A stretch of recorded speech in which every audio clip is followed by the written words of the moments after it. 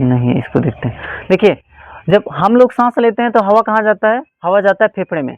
सांस लेंगे तो हवा कहाँ जाएगा? फेफड़े में। और हवा में ये सारी चीजें जाएंगी, ऑक्सीजन, कार्बन डाइऑक्साइड, नाइट्रोजन, जलवाष्प। जब आप सांस लेंगे तो सारी हवाएं कहाँ जाएंगी, कहाँ ट्रांसफर होंगी? फेफड़े में।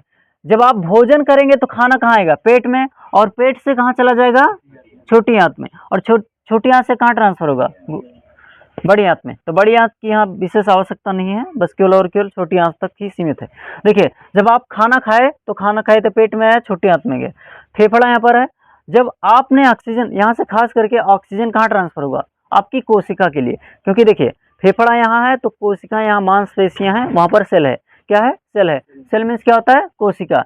तो ऑक्सीजन को हीमोग्लोबिन लेके आप कहाँ पहुंचेगा? कोशिका में। कहाँ पहुंचेगा? कोशिका में। ये कोशिका हमारे मांसपेशियों में होता है, हड्डियों में होता है, वहां तक पहुंचेगा। ठीक है। और इसको वहां ले जाके माइटोकांड्रिया को देगा। किसको देगा? माइटोकांड्रिया को। देखो, इसको यहाँ मैंने लिखा है, माइटोकांड्रिया को देगा। ये माइटोकांड्रिया को देगा। और जब माइटोकांड्रिया को देगा उसके बाद यहाँ से प्रोसेस चलेगा। देखिए, खाना जब आप खाए थे तो खाना कहाँ चला जाएगा? आपकी छोटी आंत में। कहाँ जाएगा? छोटी आंत में। और जो कुछ आप खाते हैं वो ग्लूकोज बनता है। क्या बनता है? ग्लूकोज। जो ग्लूकोज बनेगा वो तो आपकी कोशिका में, मांस में जाएगा, हड्डियों में जाएगा। लेकिन जो ग्लूकोज नहीं बनेगा वो कहाँ जाएगा? वेस्ट पदार्थ जो है वो बड़ी आंत में चला जाएगा। कहाँ चला जाएगा? बड़ी आंत में। तो यहाँ से जो ग्लूकोज बनता है वो ट्रांसफर होता है कोशिका के लिए।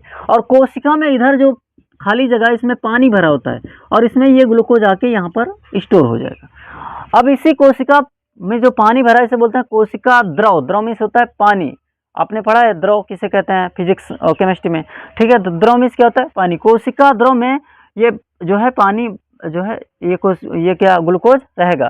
ठीक है, ग्लूकोज इसी में रहेगा। अब इसी कोशिका द्रव में 4 एटीपी का निर्माण होगा। ये एटीपी क्या होता है? Adenosine triphosphate. ठीक है, एक केमिकल होता है, एडिनोसिन ट्राइफॉस्फेट का निर्माण होगा। ये यहाँ पर इस कोशिका द्रव में रहेगा। ठीक है, बनेगा, ऑटोमेटिक बनेगा 4 एटीपी का। और ये 4 एटीपी में से यहाँ मान के चलिए 4 एटीपी, 1 2 3 4, 2 एटीपी क्या करेंगे? इस ग्लूकोज को तोड़ेंगे जो आपके छोटी आंत से आई हुई है।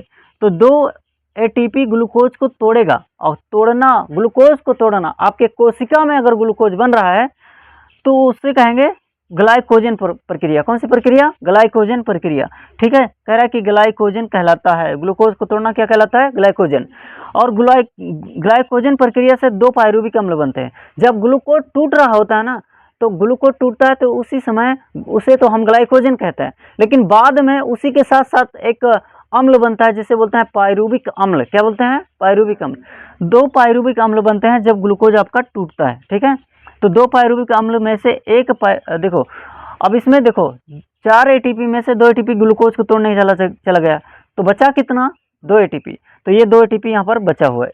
ठीक है, अब आते हैं यहाँ पर कोशिका द्रव में। देखिए, हम जो भी खाते हैं ये जो ग्लूकोज बन जाता है पेट में, आपके दिमाग में आएगा तो जब छोटी आंत में ही ग्लूकोज बन गया तो फिर कोशिका में दोबारा ग्लूकोज बनने की क्या जरूरत है? देखिए, हम जो खाते हैं तो उसे हम बाहर से ही, जब आटा जब रोटी बनाना होता है तो देखिए गेहूं को पीस के बढ़िया से उसको पतला सा पीस करके तो फिर रोटी बनाते हैं। और जब रोटी बनवाते हैं तो उसे कितना नॉर्मल बना के भोजन हम लोग लेते हैं, लेकिन जब वो अंदर जाता है तो वो और नॉर्मल मांगता है। मतलब हमारा जो पेट होता है, छोटी आंत होती है, वो कहता है और नॉर्मल भोजन चाहिए। अब छोटी आंत में जो खाएंगे वो ग्लूकोज बनेगा और छोटी आंत क्या करेगी? ग्लूकोज को आपकी कोशिकाओं में ट्रांसफर करेगी। तो जो ग्लूकोज यहाँ आपकी छोटी आंत से गया है उसे उस ग्लूकोज की आवश्यकता नहीं है। उस ग्लूकोज से फिर से उसे प्योर बनाएगा, मतलब वो दोबारा से उस ग्लूकोज को शुद्ध बनाएगा और शुद्ध ग्लूकोज तैयार करेगा। समझे कि नहीं? मतलब वो ग्लूकोज है लेकिन उसे और प्योर बनाएगा और अच्छा ग्लूकोज बनाएगा। वही यहाँ पर हो रहा है। तो ये कोशिका में ग्लूकोज को तोड़ने का काम किसने किया? 4 एटीपी ने। 4 एटीपी में से केवल 2 एटीपी। ये 4 एटीपी बना कैसे? मैंने बताया कि ये कोशिका द्रव होता है। ठीक है, 2 एटीपी ने ग्लूकोज को तोड़ा जिसे ग्लाइकोजन प्रक्रिया कहते हैं। ग्लाइकोजन प्रक्रिया के दौरान ही अम्ल, खट्टा पदार्थ बनता है जिसे बोलते हैं पायरुविक अम्ल। 2 पायरुविक अम्ल बनते हैं और 2 पायरुविक अम्ल यहीं पर जो है रहते हैं। अब ये 2 पायरुविक अम्ल खट्टे पदार्थ कहाँ चले जाएंगे? माइटोकांड्रिया में। कहाँ चले जाएंगे? माइटोकांड्रिया। तो एक पायरुविक अम्ल में 18 एटीपी का निर्माण होगा। तो फिर 2 पायरुविक अम्ल में कितना एटीपी का? 36। 18 36 नहीं हो जाएगा भाई, एक में 18 है तो 2 में कितना होगा? 36। और यहाँ देखो 2 एटीपी का लाभ हुआ है जो यहाँ पर बचा था और ये आके यहाँ जुड़ गया। ठीक है, जिसका लाभ हुआ था ये वाला प्रॉफिट वाला यहाँ पर आके जुड़ गया, ठीक है।